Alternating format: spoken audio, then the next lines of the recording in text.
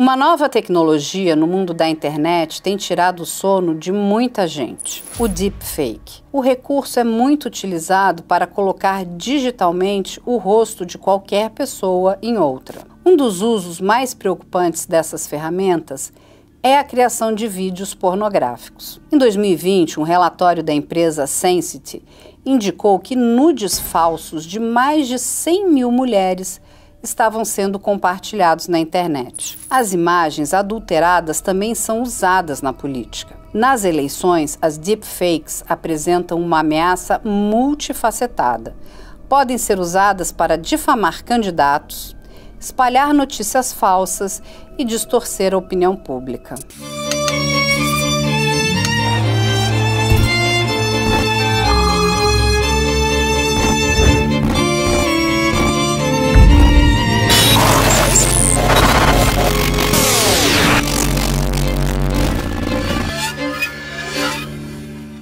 Estamos aqui hoje com o Dr. Jonatas Lucena, que é especialista, advogado especialista em direito digital. Dr. Jonatas, e a gente vai tratar hoje de um tema, acho que bastante importante e que vem assustando muito a nossa sociedade, que é o deepfake, né?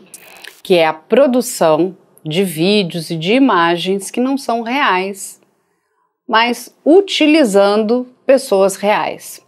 A gente até viu há algum tempo atrás, enfim, Pedro Bial vendendo remédio para calvície, o doutor Drauzio Varela vendendo produtos médicos, né, farmacêuticos, e tudo isso era uma grande mentira. Na verdade, não eram eles, utilizaram a imagem dessas pessoas e de muitas outras.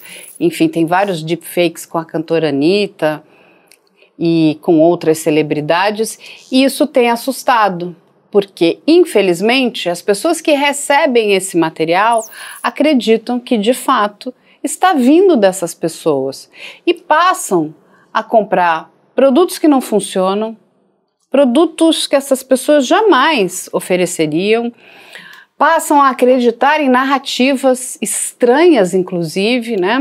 A gente tem aí um problema bastante sério no que se diz respeito até a questão política, né? Porque determinada celebridade diz, olha, apoie determinado político, e as pessoas, se essa minha celebridade diz para mim que é bom, eu vou fazer também, ou vou apoiar também.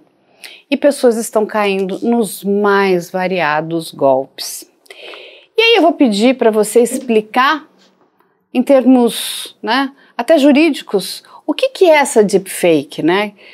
É um crime, não é crime? Qual é a previsão legal dentro, né, do nosso universo penal ou do nosso universo civil? O que as pessoas podem fazer, Dr. Jonatas? Muito obrigado pelo convite.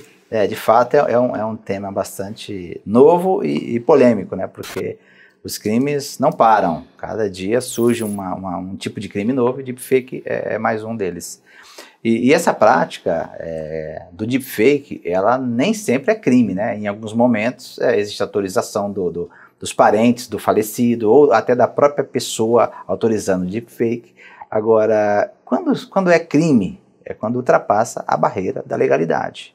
Então, a partir do momento, o exemplo que você deu, do Pedro Bial, do Varela, onde fazem vídeos estimulando que pessoas consumam determinados produtos, veja, quem cometeu esse delito está cometendo não apenas um único delito, mas sim vários. O deepfake, propriamente dito, não tem no Código Penal, por se tratar de algo novo, né?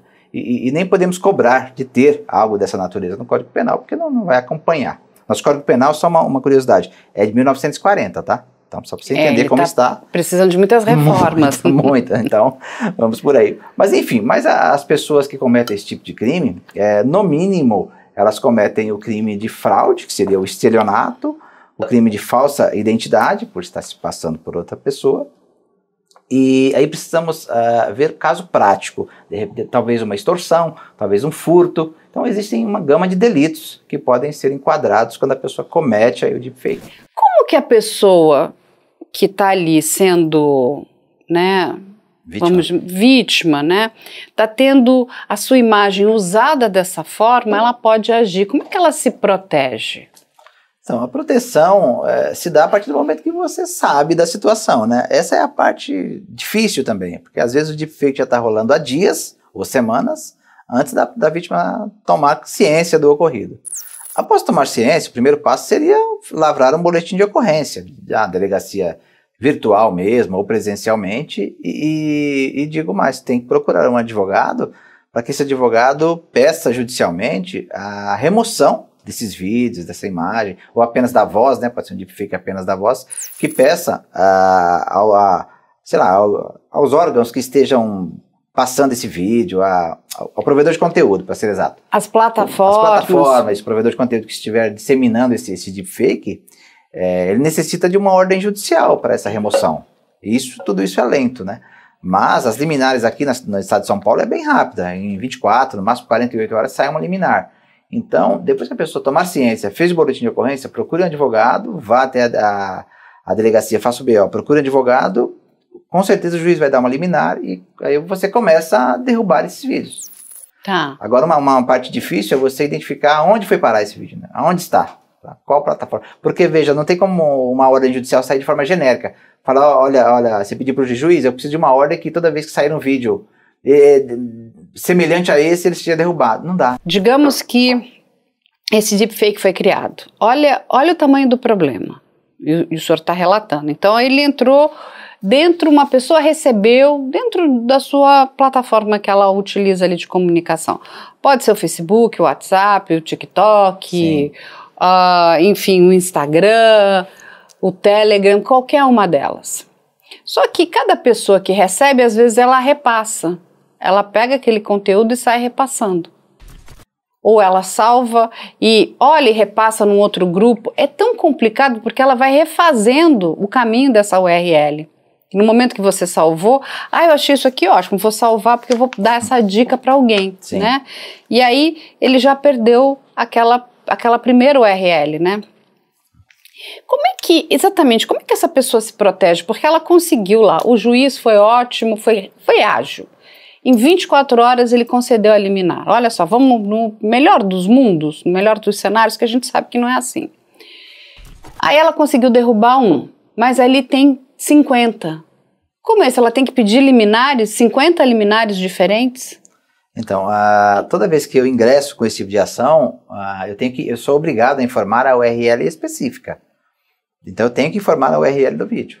Se a pessoa republicar esse vídeo, ele ganhar uma nova URL, sim, vou precisar de uma nova ordem judicial. Talvez, no mesmo processo, para facilitar, eu já falo, juiz, eu preciso, sair um novo vídeo do mesmo caso. Aí o juiz em seguida dá uma outra liminar e assim vai. Infelizmente, não tem outro Agora, jeito. Dr. Jonatas, o senhor que tem muito tempo, né, já trabalhando com isso, bastante experiência, as plataformas, elas têm colaborado? Porque você também pode, né, comunicar a plataforma, olha, isso aqui é uma imagem falsa, aqui não sou eu, eles colaboram, não colaboram, como é a sua experiência?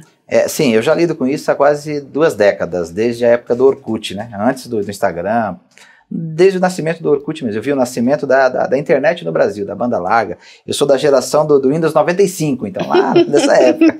Então peguei toda essa evolução aí das plataformas. As plataformas, elas não atendem de forma administrativa. Quando que elas atendem? Quando é uma notificação extrajudicial feita por advogado. Então, em alguns momentos eu tenho uma certa urgência, eu elaboro uma notificação extrajudicial e envio através dos correios.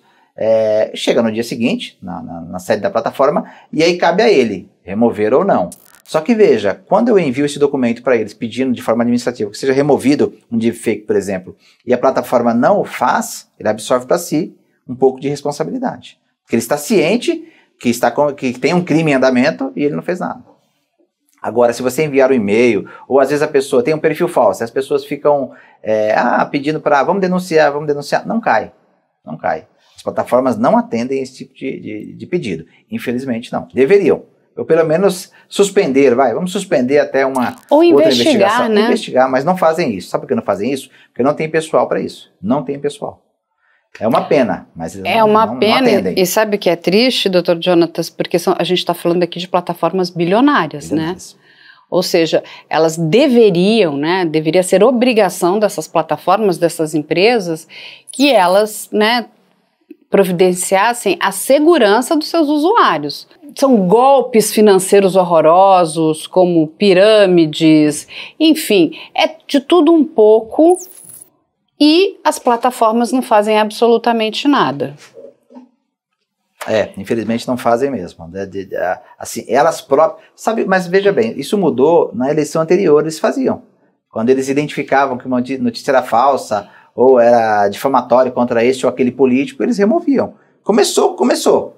Mas só que eles não têm esse hábito de fazer. Foi só na eleição, depois parou, não fazem mais. Eu fiquei até bastante chateada, né? Porque eu estava lendo que a Meta vai acabar, inclusive, com a empresa que fazia a checagem de fatos, né? Foi justamente isso que começou a derrubar. Que eles começaram a desidratar essa empresa que eles mesmos compraram, e aí o que acontece? Agora a empresa será extinta, bem assim, há poucos meses das eleições americanas, o que eu acho que é muito temeroso, porque assim, é complicado quando a gente para pensar nas nossas leis, o que o senhor aqui está falando. Olha só, a pessoa tem que fazer um boletim de ocorrência, porque se trata de um crime. Aí, o que a grande maioria das pessoas não sabe é que não adianta só fazer um boletim de ocorrência online, ela precisa representar, porque o crime, principalmente um crime de estelionato, ele necessita de representação, não é um crime doloso contra a vida, né, não é o tráfico, que independe da representação da vítima. Nesse caso, ela precisa representar, ela tem 6 meses para representar.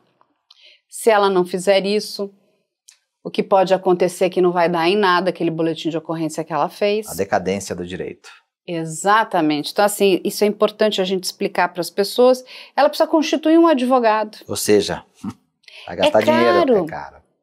E como fica tudo isso? Por que a pessoa que não tem dinheiro? Porque a gente também viu a questão do deepfake, inclusive com jovens. Aconteceu numa escola no Rio de Janeiro, onde pegaram a imagem de meninas muito jovens e fizeram verdadeiros absurdos com a imagem daquelas meninas.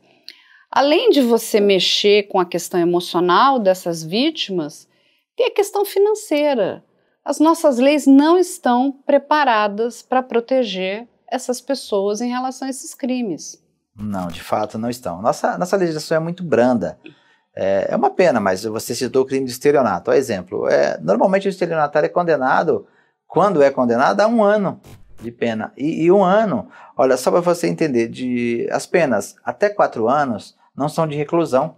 Elas cumprem em regime aberto.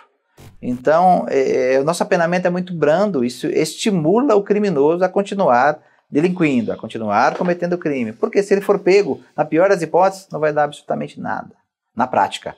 Ele vai gastar com advogado, vai pagar uma cesta básica, um salário mínimo para uma instituição de caridade e está na rua de novo, tudo certo, cometendo mais crime. Então, eu vejo que o problema maior está na falta do apenamento robusto, um apenamento que assuste, que o infrator pense, putz, se eu for pego, vou para a cadeia. Acho que o nosso legislativo não estão preparados e parece que não se preocupam. Parece que, porque entra deputado, senador, sai deputado, senador, e as leis não mudam. Você não vê? Ficam querendo criar novas leis, igual estão tentando criar para punir as plataformas. Né, pelo conteúdo que um usuário posta. Sou totalmente contra isso, porque quem comete crime é o usuário, não é a plataforma. Aí, então, eu acho que eles estão transferindo esse ônus de punir o usuário para as plataformas. Mas o legislativo, eu tenho a impressão que eles não se preocupam, tipo, estão nem aí com a população. Deixa do jeito que está, porque se o Código Penal é de 1940, você imagina, olha o lapso de tempo. Você está falando de 84 anos aí, e não mudou. Se a plataforma tem conhecimento que a pessoa está cometendo um crime, a gente acabou aqui de comentar sobre isso, e ela não faz absolutamente nada, você não acha que ela é copartícipe? Mas aí já tem legislação, não precisa de lei nova. Entendi, a gente já tem uma legislação? Já temos, porque a partir do momento que ela está cientificada do crime, ou do ilícito civil, e não faz nada, ela absorve uma parte da responsabilidade, e a vítima pode acioná-lo na justiça, tanto numa esfera... Eu, por exemplo, eu faço isso. Na esfera civil, por exemplo, eu ingressei com eu faço um procedimento administrativo para restabelecer um perfil hackeado, por exemplo. E eles negam ou simplesmente me ignoram, eu ingresso com uma ação indenizatória contra a plataforma. E não foi eles que hackeou, não foi eles que hackearam a plataforma, mas como eles ficaram inertes, eles absorveram para si. E olha, em 100% dos casos nós vencemos na justiça, eles são obrigados a devolver a conta e ainda indenizar a vítima. Então, numa situação dessa, já tem legislação. Entendi. Mas, por exemplo, aqui, doutor Jonatas, vou aproveitar aqui esse gancho, porque, por exemplo, muitos deepfakes estão sendo criados em plataformas que nem representantes legais nós temos aqui no Brasil, como o Grindr, o Tinder, o Discord. Até um ano atrás nós não tínhamos representação legal. Eu posso lhe dizer isso porque a gente atuou ali na linha de frente, inclusive porque nós recebemos muitas denúncias, né, de crimes virtuais dentro da plataforma Discord, e a autoridade policial não conseguia nem notificá-los. Preciso, né, de um IP, preciso de uma determinada informação. Como que faz isso? Na prática é possível, mas não tem efeito para a solução do problema. Não, porque na lei está dito, se você opera no Brasil, você é obrigado a ter pelo menos um representante legal, não é isso? Mas na prática não acontece. Por quê? Porque como a internet é livre, então você não opera no Brasil, você está operando, sei lá, com a sede nos Estados Unidos, mas de qualquer lugar do mundo a pessoa consegue acessar. Sabe o problema que nós temos hoje, real, com o WhatsApp? Às vezes eu entro com uma quebra de sigilo do WhatsApp, eles não fornecem. Não, eles falam, não, não tem a sede do WhatsApp no Brasil. Porque eles alegam, e é um absurdo, eles alegam que o WhatsApp é uma outra empresa. De fato é. É um grupo empresarial. Okay, tem a Meta, que é dona de Facebook, isso, mas é como Instagram, se fosse um outro CNPJ. WhatsApp. Então tem dois CNPJ, tem o da Meta e tem o do WhatsApp. E eles não fornecem a quebra de sigilo com base nisso. Então alegam, não, o endereço é lá fora, tem que citar lá fora. Dá para citar uma empresa fora do Brasil? Dá, através de carta rogatória. Mas e o tempo disso? Isso demora meses. É isso. Não tem efetividade. Então, mas esse é um ponto que é importante aqui de debate. Porque se você não responsabiliza, inclusive, a plataforma pelo conteúdo que ela está distribuindo, para ela é muito confortável. Nada vai acontecer comigo. E eu lhe digo isso porque no audiovisual, independe de quem produz, aquele que distribui, ele também está na mesma linha, está na cadeia. Então, se, por exemplo, você vier, eu vou, enfim, processar a determinada produtora, mas vai junto à distribuidora, aquela que está distribuindo, que está, né, enfim, veiculando. Né? Então, a gente já tem, no nosso ordenamento jurídico, essa questão ligada por exemplo, as TVs, aos streamings, a TV a cabo. Eles são solidários, independente se foram eles que produziram ou não, se eles coproduziram, se eles licenciaram determinado, vamos dizer, produto, eles vão responder também, porque olha, se tiver um problema aqui, você responde solidariamente. Isso não acontece com as plataformas. E eu só queria entender, o senhor acha que está correto isso? Não, eu acho que está errado. Eu acho que a plataforma não pode ser punida por isso. Mas veja, com ressalvas. A partir do momento que você notifica a plataforma, eu acho que ela é corresponsável. Tanto hoje já funciona assim, nós não precisamos regulamentar. Sabe por quê? Porque, de fato, o que estão querendo fazer com as plataformas é criar um tipo de censura. Eles vão ter que censurar conteúdo. Não, eu acho que isso aqui não é legal, eu acho que isso aqui é ruim, eu acho que essa foto não pode, eu acho que aquilo... Não pode ser desse jeito. Eu acho que quem tem que fiscalizar, quem tem que tutelar o direito do cidadão é o Estado, não é uma empresa privada. Agora veja, se alguém está cometendo um delito em uma plataforma, ok, se está estampado, por exemplo, o algoritmo já faz isso com pedofilia. Se alguém posta uma foto de menor em trajes menores, o algoritmo já pega e deleta aquilo ali e bane a conta. Isso eles já fazem. Agora estão querendo expandir, aumentar isso aí. Então precisa ter essa cautela nesse detalhe, de que não podemos transformar aí as plataformas num órgão censor. Agora, o fato de responsabilizá-las, elas já são responsabilizadas quando descumprem uma ordem judicial ou quando está cientificada através de uma notificação, através de um advogado, uma petição, e não atendem aquilo. Então elas já são corresponsáveis. Porque assim, eu vou ter que ser muito honesta com o senhor. Isso não está acontecendo nas plataformas. Eles estão distribuindo crimes. E eu sou prova viva disso. Eu recolhi uma quantidade absurda de crimes no Instagram, no Facebook, no Telegram, no Discord, no TikTok. Mas quando eu digo crimes, são crimes pesadíssimos. automutilação, maus tratos aos animais, indução ao suicídio. Ou seja, eu não vejo essa responsabilidade das plataformas em relação à sociedade. São crimes muito graves.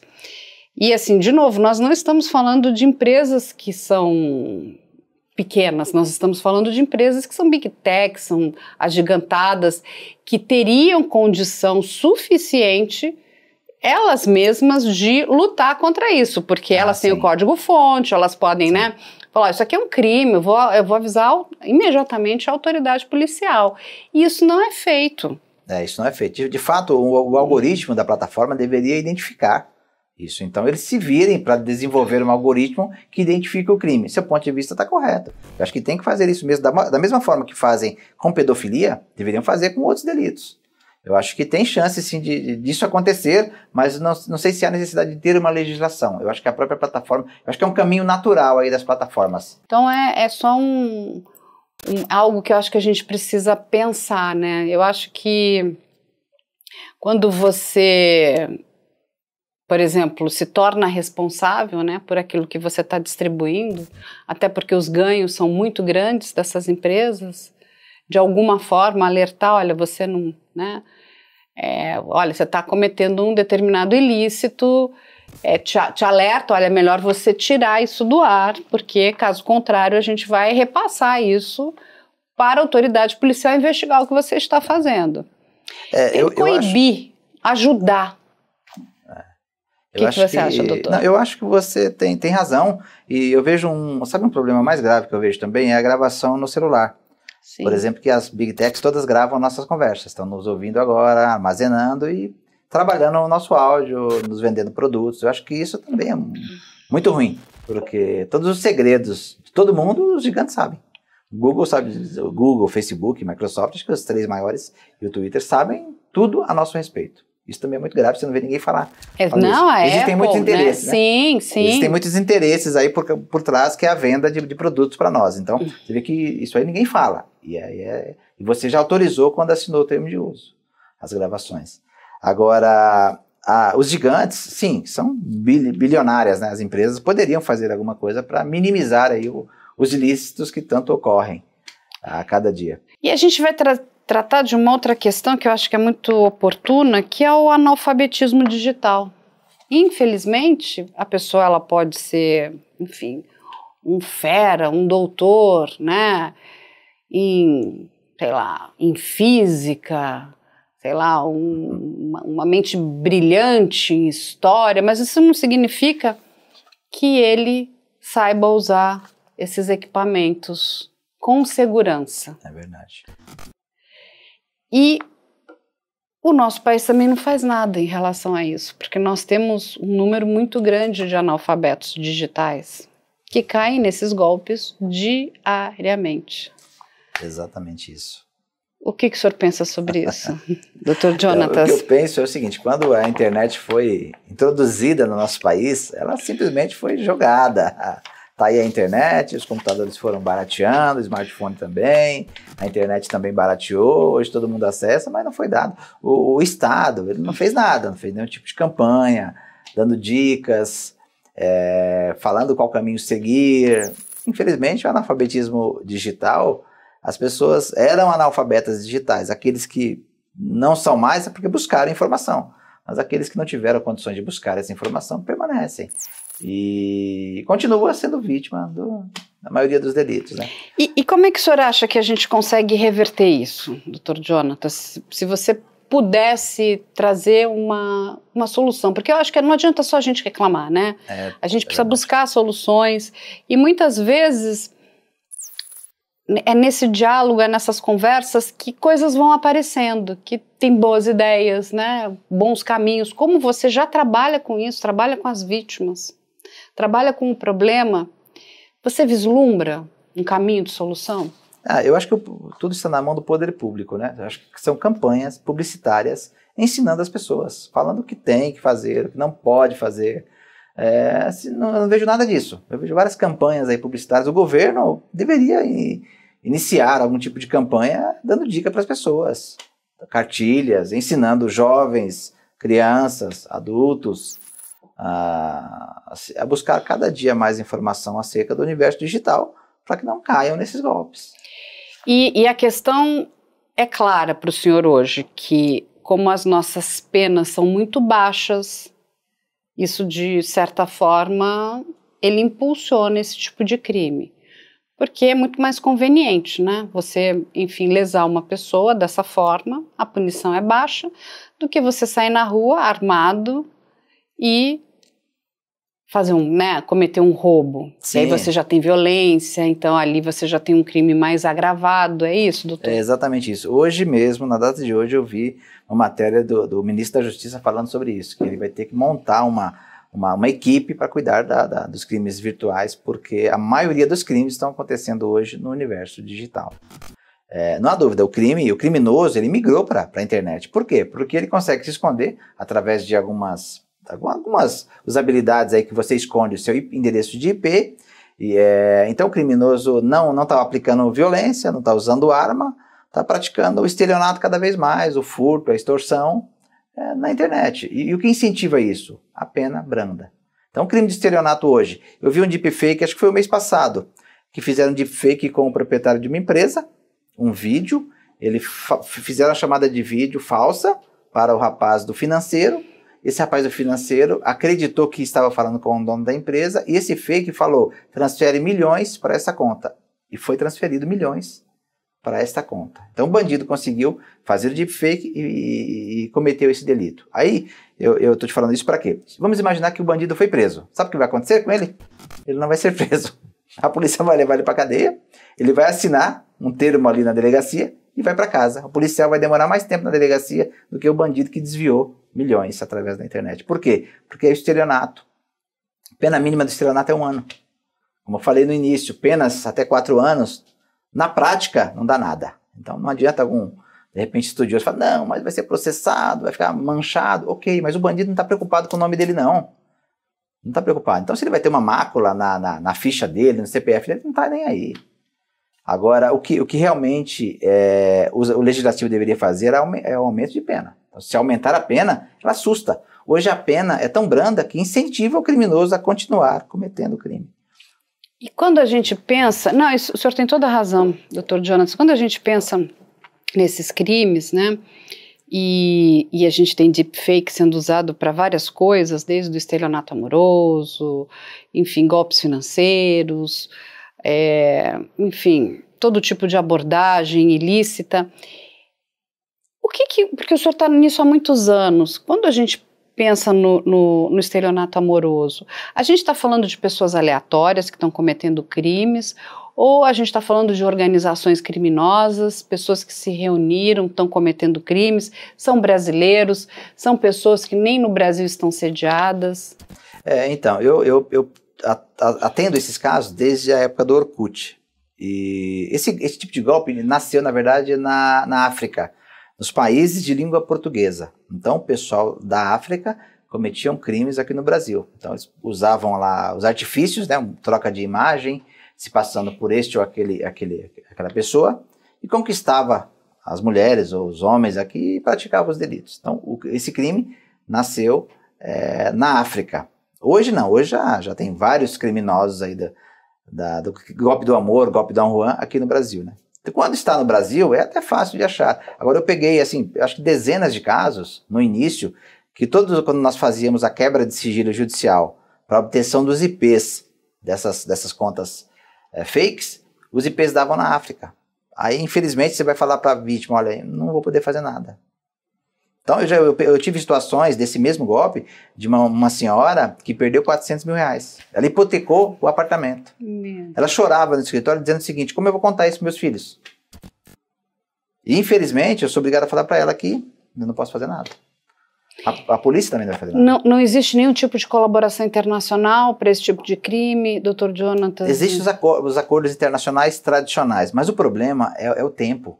Entendi. Então não adianta essa colaboração, porque quando chegou o dinheiro na conta do bandido, ele já dissipou isso aí para que nem contas, o aeroporto, né? Pousa e decola, é isso? É exatamente isso.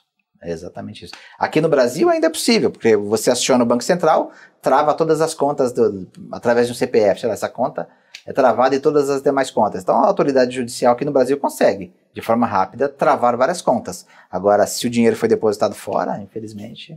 Não há o que fazer. Não, na teoria há o que fazer, mas na prática não dá para fazer nada. Eu entendi, e também é caro, é caro, isso, é não caro. é uma coisa que, enfim, é acessível à grande maioria das pessoas. Sim, exatamente isso. É caro e vai demorar. E essa demora vai causar o que na pessoa? É aquilo que você falou no início, que é um problema psicológico, a pessoa vai ter. Não, porque é a questão da impunidade, né? E no seu ponto de vista, existe algum gatilho? Lógico que a gente sempre fala muito, né, da questão da pessoa se alfabetizar digitalmente, né, da necessidade de políticas públicas, mas existe alguma outra forma, Dr. Jonatas, das pessoas se protegerem? Desse golpe é difícil dizer. Parece que o bandido escolhe aquela pessoa que está fragilizada para poder atacar e conseguir. É difícil realmente se proteger desse tipo. O que eu sempre digo é o seguinte: desconfie sempre. Desconfie sempre. E outra, quando se trata de um golpe, uma tentativa de golpe amoroso, peça para fazer uma chamada de vídeo. Você desestimula o crime aí. Porque Entendi. se o bandido estiver fora do Brasil, não for ele, ou não souber fazer o deepfake, já não vai cair mais. Mas e se tiver o deepfake, ele consegue usar uma chamada de vídeo? Aí complica. Mas é caro ainda. Complica. É caro. Não é para todos. Deepfake não é para todos. Além do mais, para fazer deepfake ao vivo, precisa ter uma baita estrutura de processamento, né, do vídeo. Então é muito difícil, não é para todos. Precisa ter, de fato, uma organização criminosa. Ou seja, várias pessoas ali unidas em prol do crime, né? Em prol do crime. Não, é uma quadrilha, porque imagine o processamento de uma imagem ao vivo. É muito complexo. Porque é a fala, é o trejeito, você, né, enfim, e tem que parecer real. Até para que a outra parte, que é a vítima, acredite naquele vídeo. É isso, doutor? É exatamente isso. E o senhor já pegou algum caso desse? Já peguei alguns. Pegou? Peguei. Mas as vítimas eram vítimas, enfim, eram pessoas físicas, eram pessoas jurídicas? Pessoas físicas, pessoas importantes da mídia. Que tristeza. Não, é triste. É muito triste. É porque o dano já foi causado, né? Às vezes aí não tem como reparar esse dano. É irreparável. Na maioria das vezes é irreparável. Você tem toda a razão, né? O nosso legislativo precisa se debruçar, parar para rever essas leis, né? Elas precisam ser readequadas. Sim. Ter a punição ali exemplar, né? Tem que punir, com força. Principalmente, acho que a questão desse crime de estelionato, essa pena é muito branda, muito baixa. Que é pior, a receptação. Olha essa roubalheira de celular. Por quê? Porque o crime de receptação não dá nada na prática. Então rouba-se o celular, acho que a cada um segundo rouba-se milhares de celulares. Vai aqui no centro de São Paulo, vende e faz. Por quê? Porque o crime não dá nada na prática. Vai falar, não, uma receptação, isso aqui não dá nada. Aumenta a pena para 15 anos a receptação, não vai ter mais roubo de carro, vai ter, mas vai reduzir bastante. Celular de carro, vai diminuir o preço do seguro dos veículos.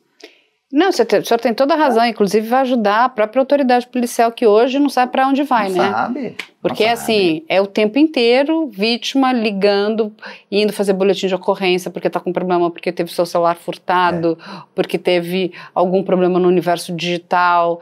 E deixa eu lhe fazer mais uma pergunta até para a gente caminhar aqui para o encerramento. Você acha que a nossa autoridade policial está preparada para combater esses crimes no universo digital? Em hipótese alguma. Nós temos aqui algumas delegacias em São Paulo especializadas, mais ou menos especializadas, mas nós não temos uma vara especializada, não temos promotoria especializada.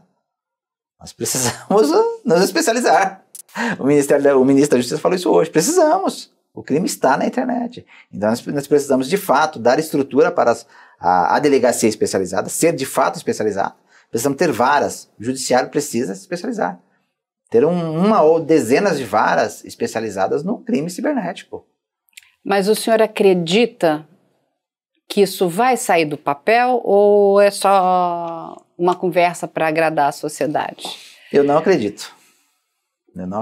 Eu perdi a fé, porque o código é de 1940. Ao tempo que estamos aí com esse código e ninguém muda. Entendeu? Código de processo penal um pouco mais novo, mas, enfim, nós precisamos punir os criminosos. Dá a sensação que o poder público tem interesse que o crime continue acontecendo. Sim. Dá essa sensação, porque não quer punir. E que a sociedade, de alguma forma, esteja protegida. Porque hoje ela está completamente indefesa. É isso aí. E desprotegida. É exatamente isso. E assim, a gente sabe que a autoridade policial, ela tem um limite, né? Tem. São muitos crimes, o crime migrou para o universo digital, eles também precisam se especializar. Não tem pessoal. Você vai numa delegacia... Falta pessoal. Falta pessoal, né? Outro dia estava vendo, né, quantidade de pessoas que passaram aí para Cadepol, mas não abrem essas vagas ali dentro, né, para que nós tenhamos novos delegados, né, mais delegados. É exatamente isso. E nós estamos aqui no estado de São Paulo, que é o estado mais rico da federação, né? Aqui deveria ser o exemplo. E se aqui não tem, eu fico imaginando como é os outros estados. É muito preocupante. É tenebroso a coisa. É muito preocupante, Dr. Jonatas. É feio, realmente. Dr. Jonatas, muito obrigada. A gente aqui falou com ele sobre o deepfake e a gente, assim, temos aí um problema enorme, mas eu sempre vejo o copo meio cheio, não meio vazio. Eu acho que, assim, eu entendo a sua frustração, porque o senhor está há muitos anos cuidando disso, mas eu acho que quando a sociedade também começa a pedir, né, uma solução para o problema, eu acho que o nosso legislativo vai precisar se debruçar e fazer alguma coisa. Pelo menos endurecer as leis. Eu concordo com você que já é um caminho, né? A pessoa ela tem que ser desestimulada. Como é que você desestimula? Com uma punição, porque realmente passar um dia num presídio já é horroroso. Imagina ficar lá um bom tempo. Sem dúvida, todo poder emana do povo. É o que você falou, se o povo se mobilizar, for para cima do legislativo para mudança de leis, a lei acontece. A lei acontece. Então o povo precisa ter essa consciência que todo poder emana do povo. Quem manda é o povo. Então, o povo é que manda, o povo tem que ir lá bater na porta do legislativo e falar, eu quero que mude. E tem que mudar, porque quem manda é o povo. E nós não vemos essa mobilização. Você vê o povo mobilizado para coisas vãs, para coisas frívolas. Agora, para isso que tem tanta necessidade, tanta urgência, você não vê, infelizmente. Mas a solução, de fato, está na mão do povo. É o povo que tem que decidir o que ele quer para o seu futuro. Muito obrigada, Dr. Jonatas. Muito obrigada. Eu que agradeço. Estou sempre à disposição de vocês.